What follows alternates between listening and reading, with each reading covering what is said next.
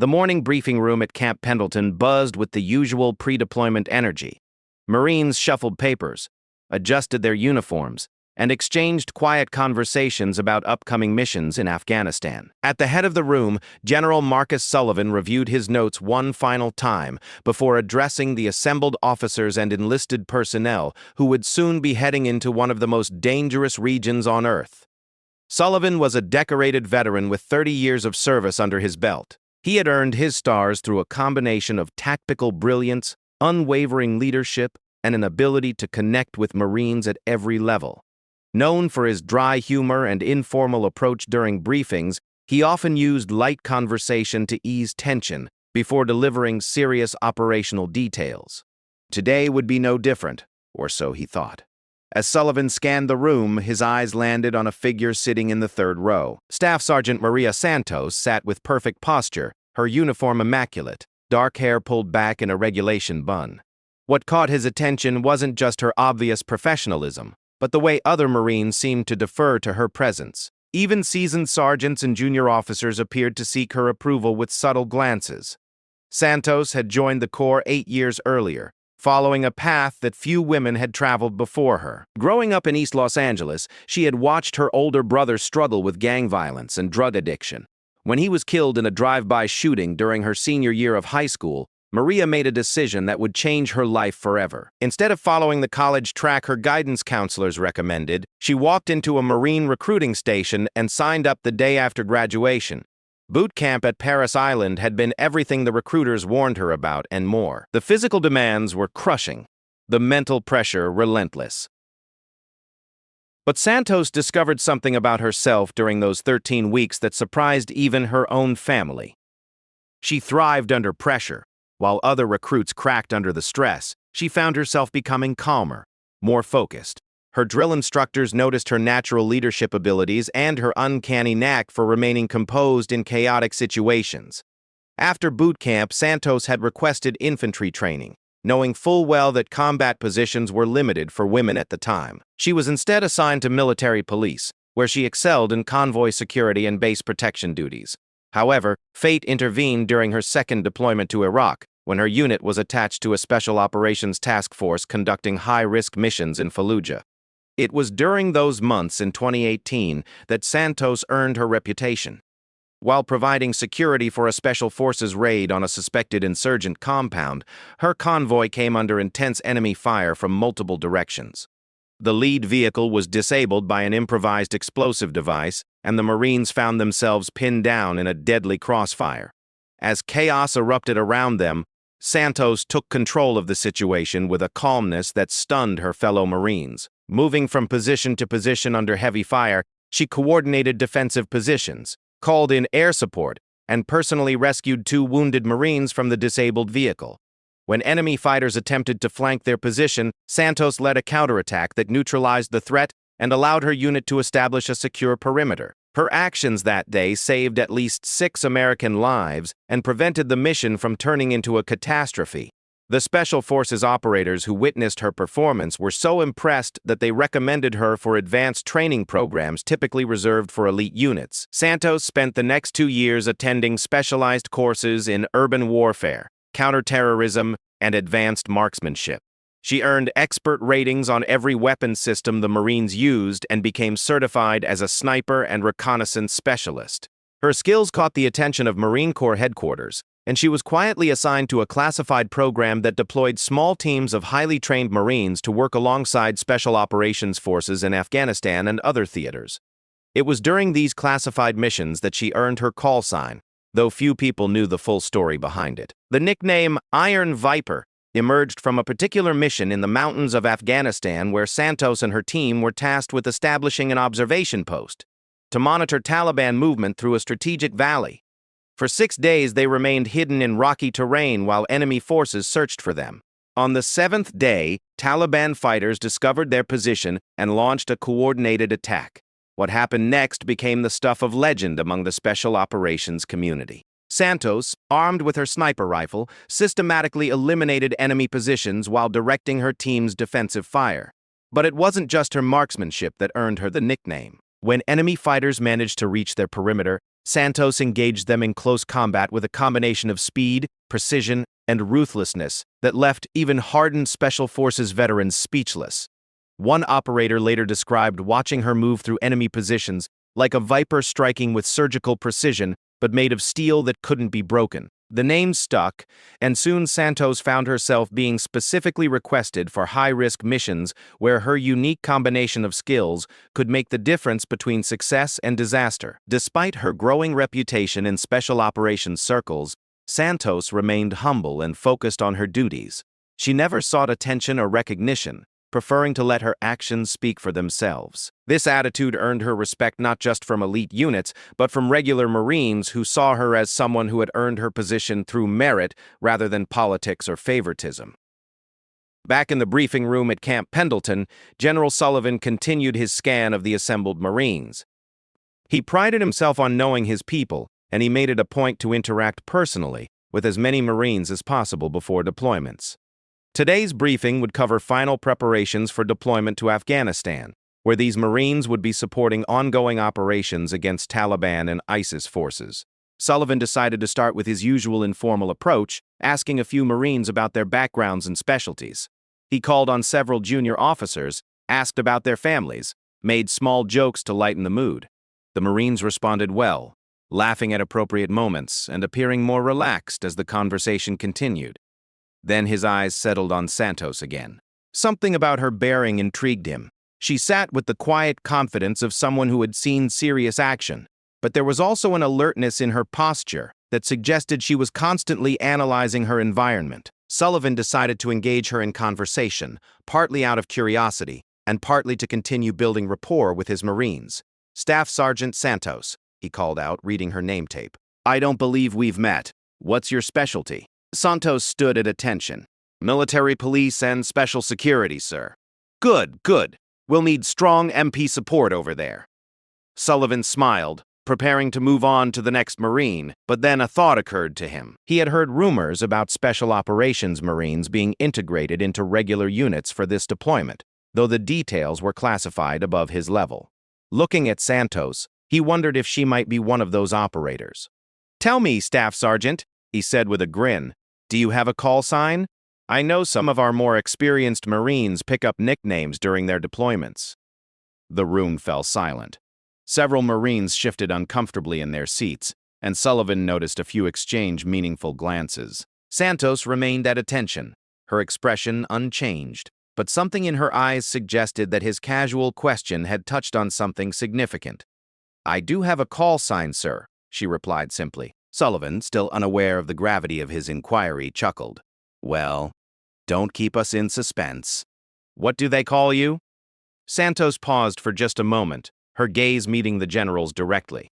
When she spoke, her voice was clear and steady, but carried a weight that seemed to fill the entire room. "Iron Viper, sir." The effect was immediate and dramatic. The casual chatter that had been building throughout the briefing stopped completely. Marines who had been relaxed moments before now sat up straighter, their attention fully focused on the exchange between Santos and the general. Some of the more experienced NCOs nodded knowingly, while younger Marines looked around in confusion, sensing the significance of the moment without understanding its source. General Sullivan's smile faded as he processed what he had just heard. The name Iron Viper was known in certain circles within the Marine Corps and Special Operations community.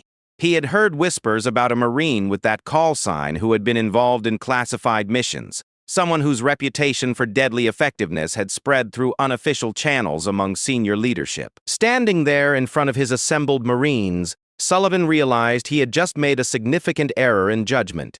What he had intended as casual banter had revealed the presence of one of the Corps' most elite operators in his unit. More importantly, he had potentially compromised operational security by drawing attention to someone whose effectiveness likely depended on maintaining a low profile. The general studied Santos more carefully now, seeing details he had missed before. Her uniform bore the standard ribbons and awards expected of a staff sergeant with multiple deployments, but there were subtle indicators that suggested a more complex background. Her combat action ribbon was accompanied by decorations that hinted at classified operations. Her bearing wasn't just that of a disciplined Marine, but of someone who had operated in the most dangerous environments the Corps could offer. Sullivan found himself in an uncomfortable position. He had built his career on understanding people and situations, but he had clearly underestimated the woman standing before him. The casual question that was meant to build camaraderie had instead revealed that he was dealing with someone whose true capabilities were far beyond what her rank might suggest. The silence in the room stretched on, with Marines waiting to see how their commanding general would handle this unexpected revelation. Santos remained at attention, her expression professional but unreadable. She had answered his question directly and honestly, as regulations required. But Sullivan sensed that she would have preferred to avoid this moment of public attention. Finally, Sullivan nodded slowly. "Thank you, Staff Sergeant. Please be seated." Santos took her seat and Sullivan attempted to regain his composure and continue with the briefing. However, the dynamic in the room had fundamentally changed. The easy informality of moments before had been replaced by a more serious atmosphere as Marines processed what they had just witnessed. As Sullivan moved on to discuss operational details for their upcoming deployment, he found his thoughts repeatedly returning to Santos. How had someone with her apparent background ended up in a regular Marine unit? What missions had she completed to earn such a fearsome reputation? And perhaps most importantly, what did her presence in his command mean for the operations they would be conducting in Afghanistan? The general realized that his casual joke had revealed far more than he had bargained for, and that Iron Viper was clearly someone who would require his full attention and respect in the challenging months ahead. The remainder of the briefing proceeded with clinical efficiency, but General Sullivan's mind kept drifting back to the woman sitting in the third row. As he discussed supply lines, communication protocols, and rules of engagement, he found himself stealing glances at Staff Sergeant Santos. She took notes with the same methodical precision that characterized everything else about her, occasionally asking pointed questions that revealed a deep understanding of combat operations. After dismissing the Marines for final preparations, Sullivan remained in the briefing room, ostensibly reviewing his notes but actually processing what had just occurred. His aide, Captain James Rodriguez, approached hesitantly. "Sir, if I may," Rodriguez began carefully. "About Staff Sergeant Santos. You know something about her background, Captain?" Rodriguez glanced around to ensure they were alone. "Only rumors, sir. But the word among senior NCOs is that she's been involved in some very high-level operations, the kind that don't appear in official records." Sullivan set down his pen and looked directly at his aide. "What kind of operations?" "Counter-terrorism missions, sir. Direct action against high-value targets. There are stories about missions in Syria, operations along the Pakistan border that never happened officially. The Marines who've worked with her, they talk about her differently than they talk about other operators. Differently how?" Rodriguez struggled to find the right words. "Like she's not quite human, sir. They respect her, but there's also something that might be fear. I've heard NCOs with 20 years of combat experience describe her as the most dangerous person they've ever served with." That evening, Sullivan requested Santos's complete service record through secure channels. What he received was heavily redacted, with large sections classified at levels requiring special clearance. However, what remained visible painted a picture of an extraordinary Marine whose career had taken some very unusual turns. Her early service records were standard, showing excellent performance evaluations and rapid promotion through the enlisted ranks. But starting around her third year of service, gaps began appearing. Months-long deployments with no unit designation listed, training courses at facilities that weren't supposed to exist, commendations from commanders whose names were blacked out. One document that hadn't been fully redacted caught Sullivan's attention. It was a fitness report from a colonel whose name was classified but whose comments were illuminating. "Staff Sergeant Santos represents the finest example of Marine Corps excellence I have encountered in 25 years of service. Her tactical judgment is flawless, her leadership under pressure is extraordinary, and her commitment to mission accomplishment is absolute. She has consistently volunteered for the most dangerous assignments and has never failed to achieve her objectives. Any commander would be fortunate to have her in their unit." Another partially visible document appeared to be a recommendation for decoration, though the specific award and the actions that merited it were completely classified. Sullivan could make out fragments. "Single-handedly eliminated enemy stronghold. Despite overwhelming odds, saved American lives. The most revealing document was a psychological evaluation, conducted after what appeared to be a particularly difficult mission. The psychologist's assessment was stark in its implications. Subject demonstrates remarkable psychological resilience and emotional stability despite exposure to extreme combat stress. She shows no signs of post-traumatic stress disorder or other common psychological injuries associated with extended combat operations. However, her emotional detachment and clinical approach to violence may indicate adaptive mechanisms that allow her to function in environments that would incapacitate most personnel. Recommend continued monitoring but no restrictions on operational status. Sullivan closed the file with a growing sense of unease. He had commanded Marines in combat for 3 decades, but he had never encountered someone whose record raised as many questions as it answered. Santos was clearly an exceptional warrior, but the clinical tone of her evaluation suggested someone who had crossed lines that most Marines never even approached. 2 days later, as the unit conducted final training exercises before deployment, Sullivan had his first opportunity to observe Santos in action. The exercise involved urban combat scenarios designed to prepare Marines for the complex environment they would face in Afghanistan's cities and towns. Santos was assigned to lead a squad through a simulated hostage rescue mission. From his observation position, Sullivan watched as she briefed her team with calm precision, outlining the mission parameters and assigning specific roles to each Marine. Her planning was thorough, her communication clear, and her confidence infectious. When the exercise began, Santos transformed. Moving through the mock urban environment, she demonstrated a level of tactical awareness that impressed even the veteran instructors conducting the exercise.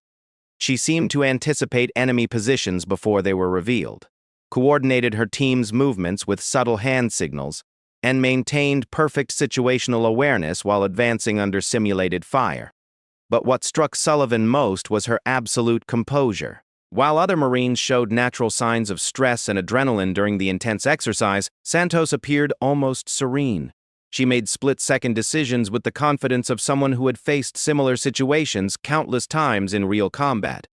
The exercise culminated with Santos's team successfully completing their objective while suffering 0 casualties, a result that was almost unprecedented in the complex scenario they had been given. As the training cadre debriefed the exercise, Sullivan overheard one instructor comment to another, "I've been running these exercises for 8 years, and I've never seen anyone move through that scenario like she just did." That evening, Sullivan made a decision that would prove crucial to their upcoming deployment. He called Santos to his office for a private conversation, something he rarely did with individual Marines unless disciplinary issues were involved. Santos reported as ordered, standing at perfect attention in front of Sullivan's desk. The general studied her for a moment, noting again the quiet confidence that seemed to radiate from her despite her relatively junior rank. "At ease, Staff Sergeant. Have a seat." Santos relaxed slightly but remained alert, her eyes meeting Sullivan's directly. Up close, the general could see small scars on her hands and a thin line along her jawline that suggested she had seen more combat than most Marines twice her age. "I've been reviewing your service record," Sullivan began carefully. "What I can read of it, anyway." Santos's expression didn't change, but Sullivan caught a slight tightening around her eyes. "Yes, sir. I'm going to be direct with you, Staff Sergeant. I've been commanding Marines for 30 years, and I've never encountered a record quite like yours. There are more classified sections than actual information. My previous assignments required special security clearances, sir." "I gathered that." Sullivan leaned forward slightly. "What I need to know is whether having you in my unit represents an asset or a complication. We're heading into a challenging operational environment, and I need to understand what capabilities you bring to the table." Santos considered her response carefully. "Sir, I can't discuss the details of previous operations, but I can tell you that my training and experience will be an asset to this unit. I've operated in similar environments to where we're deploying, and I understand the threats we'll be facing. The other Marines seem to know who you are, or at least they know your reputation. How do you think that affects unit cohesion?" This question seemed to surprise Santos slightly. "Sir, I've always worked to be part of the team, regardless of previous assignments. The Marines in this unit are professionals, and they're focused on the mission." Sullivan studied her face as she spoke. There was no arrogance in her manner, no suggestion that she felt superior to her fellow Marines. If anything, she seemed genuinely committed to fitting in and contributing to the unit's success. "Tell me about your call sign," Sullivan said abruptly. "How did you earn it?" Santos hesitated for the first time during their conversation. "Sir, that information is classified. I'm not asking for operational details. I'm asking about the significance of the name. As your commanding officer, I think I have a right to understand why my Marines react the way they do when they hear it." Santos was quiet for several seconds, clearly weighing her options. Finally, she spoke, her voice measured and careful. "The name came from other operators I worked with on specialized missions. They said I moved like a viper when engaging enemy targets, but that I was as tough as iron when things got difficult. It wasn't something I chose or requested, sir. It just became what people called me." And the reaction I saw in the briefing room. "Some of the Marines have served with people who were familiar with my previous work. Word gets around in the Corps, especially about specialized operations." Sullivan nodded slowly. He was beginning to understand that Santos represented something unique in his command structure. She was simultaneously a staff sergeant who could fit seamlessly into a regular Marine unit and an elite operator whose reputation preceded her into any room she entered. "I'm going to be honest with you, Staff Sergeant. Your presence in my unit raises questions I don't have answers to, but what I saw during today's training exercise tells me that you're exactly the kind of Marine I want in a combat zone." "Thank you, sir. However," Sullivan continued, "I need you to understand that in this unit, you're not Iron Viper. You're Staff Sergeant Santos, and you're part of a team. Whatever you've done in the past, whatever reputation you've earned, I need you to be a Marine first and a legend second." Santos straightened slightly. "That's all I've ever wanted to be, sir. A Marine." Looking at her, Sullivan believed her. Despite the mystery surrounding her background, despite the fear and respect he had observed from other Marines, Santos seemed genuinely committed to serving as part of the team rather than above it. "Good. Then we understand each other." Sullivan stood, indicating the meeting was over. "One more thing, Staff Sergeant. When we get to Afghanistan, I may need to call on your specialized experience. I hope you're prepared for that possibility." "Always ready, sir." As Santos left his office, Sullivan reflected on the conversation. He still had more questions than answers about his mysterious staff sergeant, but he was beginning to understand why she had been assigned to his unit. In the dangerous months ahead, having Iron Viper on his team might make the difference between success and disaster. The following morning brought news that would test Sullivan's new understanding of Santos sooner than he had anticipated. Intelligence reports indicated that their deployment location had become significantly more dangerous overnight, with increased Taliban activity and several attacks on American forces in the region. As Sullivan reviewed the updated threat assessments, he found himself thinking about Santos and wondering what role her unique skills might play in the challenging deployment ahead. 3 weeks later, Forward Operating Base Chapman in eastern Afghanistan had become home to General Sullivan's Marines. The base sat in a strategic valley position, surrounded by rocky hills that provided both protection and vulnerability. Enemy forces used the high ground to observe American activities while launching sporadic attacks that kept everyone on edge. Sullivan had quickly learned that Afghanistan was unlike any battlefield he had previously experienced. The enemy was elusive, striking without warning before melting back into the civilian population or disappearing into mountain caves that had sheltered fighters for centuries. Traditional military tactics often proved inadequate against an adversary who refused to fight conventional battles. During their first 2 weeks in country, Sullivan's unit had conducted routine patrols and security operations without major incident. However, intelligence reports indicated that Taliban forces were massing for a significant attack somewhere in the region. The uncertainty was wearing on everyone's nerves, creating tension that affected every aspect of their operations. Staff Sergeant Santos had integrated seamlessly into the unit's daily operations, leading patrols with quiet efficiency and mentoring younger Marines who looked up to her obvious competence. She never mentioned her past experiences or attempted to leverage her reputation for special treatment. To most Marines in the unit, she was simply an experienced NCO who seemed unusually calm under pressure. However, Sullivan had noticed details that suggested Santos was operating on a different level than the other Marines.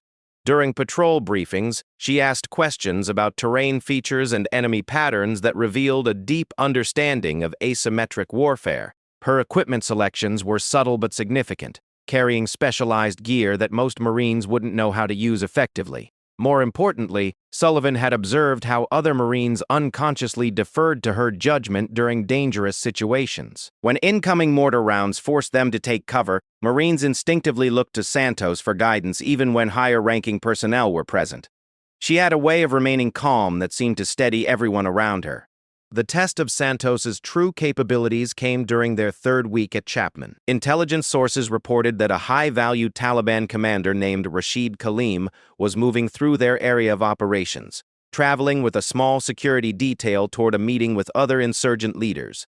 Kaleem was responsible for coordinating attacks against American forces throughout the region, making him a priority target for capture or elimination. The mission parameters were complex. Kaleem was traveling through terrain that made helicopter insertion impossible, and his route would take him through several small villages where civilian casualties had to be avoided at all costs. Traditional military approaches were unlikely to succeed without significant collateral damage. Sullivan found himself facing a dilemma. The mission was exactly the type of operation that required specialized skills and unconventional tactics. He had the authority to request special operations support, but the timeline was too compressed for outside units to deploy effectively. However, he had an asset within his own command that might be capable of handling the mission. That evening, Sullivan called Santos to his temporary office at Phobe Chapman. The space was cramped and utilitarian, with maps covering every available wall surface and communication equipment humming constantly in the background. "I have a mission that requires special consideration," Sullivan began without preamble. "I need your honest assessment of our capabilities." Santos studied the maps and intelligence reports Sullivan spread across his desk. As she reviewed the materials, her expression grew more serious. Sullivan watched her eyes track potential infiltration routes, defensive positions, and escape corridors with the practiced efficiency of someone who had planned similar operations. "This is a direct action mission, sir," Santos said finally. "It's not something a conventional Marine unit is equipped to handle. But I also know I have unconventional assets available to me." Santos met his gaze directly. "Sir, I can't discuss previous operations, but I can tell you that I've conducted similar missions in comparable terrain." Sullivan had been hoping for exactly that response. "What would you need?" "A small team of volunteers who can handle the physical demands and maintain operational security, specialized equipment that may not be available through normal supply channels, and complete tactical autonomy once the mission begins." "How small a team?" "4 Marines total, including myself. Any larger and we lose the stealth advantage. Any smaller and we don't have enough firepower if things go wrong." Sullivan considered the implications of what Santos was proposing. Essentially, he would be authorizing a black operation using his own Marines, operating outside normal command structures and rules of engagement. If something went wrong, the consequences could end his career and potentially create an international incident. "What are the chances of success?"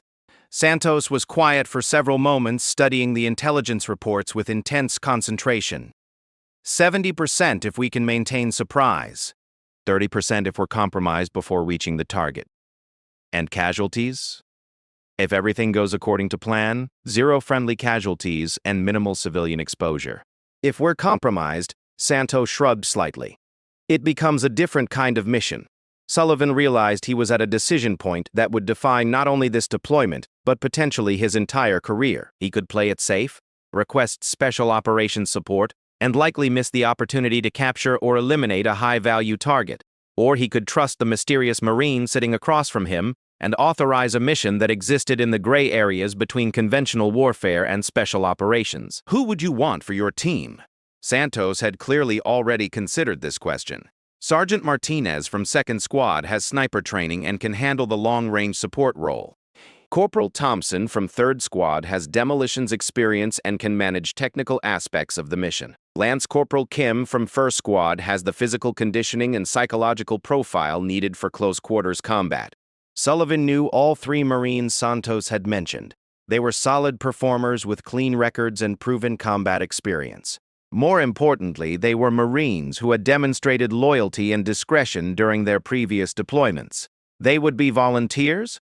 I wouldn't recommend anyone for this mission unless they volunteered, sir. The psychological demands are too significant to order someone to participate. And you're confident in your ability to lead this operation? Santos straightened slightly, and for the first time since he had known her, Sullivan caught a glimpse of the steel that had earned her the nickname Iron Viper. Sir, this is what I do. This is what I've always done. The only difference is that now I'm doing it with Marines I trust, instead of operators I've just met. That night, Sullivan barely slept as he wrestled with his decision. By morning, however, he had reached a conclusion that surprised even himself. The mission was too important to ignore, and Santos represented the best chance of success with minimal risk to civilian lives. The four-person team began mission planning immediately, working in a secure area of the base that had been cleared of all unnecessary personnel. Sullivan was struck by the transformation he witnessed in Santos as she shifted from staff sergeant to mission commander. Her entire demeanor changed, becoming more focused, more intense, more purposeful. The planning process was unlike anything Sullivan had observed in conventional military operations. Santos and her team analyzed every aspect of the mission with microscopic detail, developing contingency plans for dozens of potential scenarios. Their approach was methodical but creative, combining traditional military tactics with unconventional techniques that reflected Santos's specialized training. 2 days later, the team departed Fob Chapman under cover of darkness. Their official mission was a routine reconnaissance patrol that would keep them out of contact for 72 hours. Only Sullivan and his most trusted staff knew the true nature of their operation. For the next 3 days, Sullivan maintained normal base operations while monitoring communication channels for any sign of his team. The waiting was excruciating, made worse by his knowledge that if something went wrong, he would have no way to provide support or extract his Marines. On the morning of the 4th day, Sullivan's radio crackled with a brief coded message, "Package delivered. Returning to base." 6 hours later, Santos and her team walked through the main gate of FOB Chapman, looking like Marines returning from a routine patrol. However, Sullivan noticed subtle signs that indicated their mission had been far from routine. Their equipment showed signs of hard use, and despite their calm appearance, there was an alertness in their manner that suggested recent combat. Later that evening, Sullivan received confirmation through intelligence channels that Rashid Kaleem had been killed along with 2 of his security personnel during what Taliban sources described as a mysterious attack by unknown forces. No American involvement was suspected, and no civilian casualties had been reported. When Santos reported to Sullivan's office for debriefing, she carried a detailed written report that would never appear in official records. Her account of the mission was clinical and precise, describing tactical movements and engagement sequences with professional detachment. "Any casualties?" Sullivan asked. "None, sir. The mission proceeded according to plan. And your team?" "They performed exceptionally, sir. They're ready for any similar missions that might arise." Sullivan studied Santos carefully. The staff sergeant who had sat in his briefing room 3 weeks earlier seemed like a different person from the woman sitting before him now. There was a confidence in her bearing that went beyond military professionalism, a sense of capability that came from knowing she could accomplish missions that were beyond the reach of conventional forces. "This can never appear in official reports," Sullivan said quietly. "Understood, sir. My team is fully briefed on operational security requirements. And the other Marines in the unit? They believe we conducted a routine patrol that encountered no enemy contact. There's no reason for anyone to think otherwise." Over the following weeks, Sullivan noticed a subtle shift in his unit's effectiveness. The successful elimination of Kaleem had disrupted enemy operations throughout the region, reducing attacks on American forces and creating opportunities for more aggressive patrolling. However, the most significant change was in the Marines themselves. Word had somehow spread through unofficial channels that their unit had been involved in something significant. Marines who had been nervous about their deployment now carried themselves with greater confidence. The knowledge that they had elite capabilities within their own ranks seemed to boost morale across the entire command. Santos returned to her role as a staff sergeant, leading routine patrols and mentoring junior Marines with the same quiet professionalism she had displayed since joining the unit. However, Sullivan now understood that he commanded something unique in the Marine Corps, a conventional unit with unconventional capabilities. As their deployment continued, Sullivan found himself relying increasingly on Santos's expertise for complex operations, She became his unofficial advisor on counterinsurgency tactics, helping him understand enemy patterns and develop strategies that conventional military training hadn't prepared him for. The transformation was remarkable. What had begun as a casual question about call signs had evolved into one of the most effective command relationships Sullivan had experienced in his career. Santos never overstepped her bounds or challenged his authority, but her insights and capabilities had fundamentally changed how his unit operated. Months later, as their deployment neared its end, Sullivan reflected on the lessons he had learned about leadership, trust, and the extraordinary capabilities that existed within the Marine Corps. His casual joke about call signs had revealed a warrior whose skills and dedication exceeded anything he had encountered in 3 decades of service. Standing on the observation deck of Phoebe Chapman, watching Santos lead another patrol into the Afghan countryside, Sullivan realized that Iron Viper had taught him something crucial about command. Sometimes the most dangerous people are also the most valuable allies.